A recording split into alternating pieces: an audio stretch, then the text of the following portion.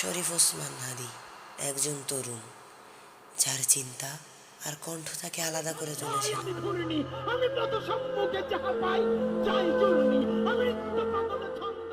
বাংলাদেশের সাধারণ পরিবেশে বেড়ে ওঠা এই মানুষটি ছোটবেলা থেকেই অন্যায়ের বিরুদ্ধে প্রতিবাদ করতে শিখেছিলেন। পড়াশোনার পাশাপাশি সমাজ ও রাজনীতির প্রতি তার আগ্রহ ধীরে ধীরে বাড়তে থাকে। সময় গড়ানোর সাথে সাথে তিনি প্রতিষ্ঠা করেন ইনকিলাব মঞ্চ।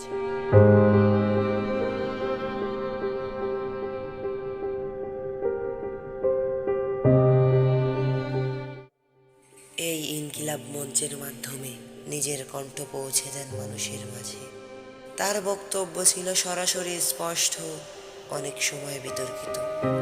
কেউ তাকে দেখেছে সাহসী হিসেবে, কেউ দেখেছে নেতা হিসেবে।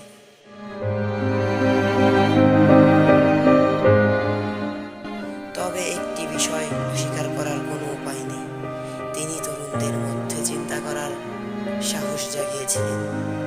অনেকেই তার কথায় অনুপ্রাণিত হয়েছে।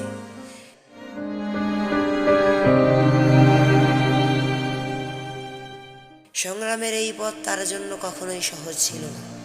সমালোচনার চাপ এবং নানা বাধা পেরিয়ে তিনি এগিয়ে গেছেন নিজের বিশ্বাসে। নোবেল প্রাইজ পাওয়া অনেক নোভেল আছে ইংলিশে, যেখানে প্রতিরোধের ভাষা হয়ে উঠেছিল সেখানকার ইসলাম। হঠাৎ করেই তার জীবনের শেষ অধ্যায় আসে, কিন্তু তার কণ্ঠ, তার প্রশ্ন এবং তার প্রভাব আজও অনেকের মনে রয়ে গেছে।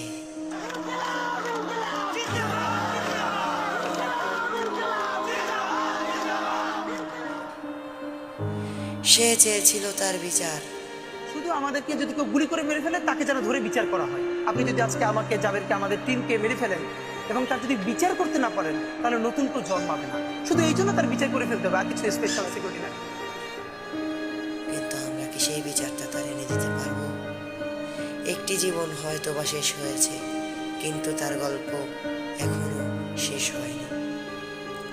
সে হয়তো আমাদের ছেড়ে চলে গেছে, কিন্তু সেই কোটি কোটি মানুষের মনে রয়ে গেছে। আমি কত সম্মুখে যাহা পাই যাই জুর্নি, আমি পাগলে ছন্দ, আমি আপনার তালে নেচে যাই, আমি মুক্ত জীবন আনন্দ, আমি হাম্বি, আমি ছায়ানট, আমি হিন্দল, আমি চলচঞ্চল চমকি চমকি, কত যেতে যেতে চকিতে চমকি, ভিন্দি আদি তেন্দল, আমি চপলা চপল হিন্দল, আমি তাই করি ভাই যখন চায় মন যা করি, শত্রুর সাথে গড়াগড়ি, ভাই মৃত্যুর সাথে পাঞ্জা, আমি উন্মাদ, আমি ঝঞ্ঝা, আমি ভিতিয়ে ধরি তীর, বলবীর চির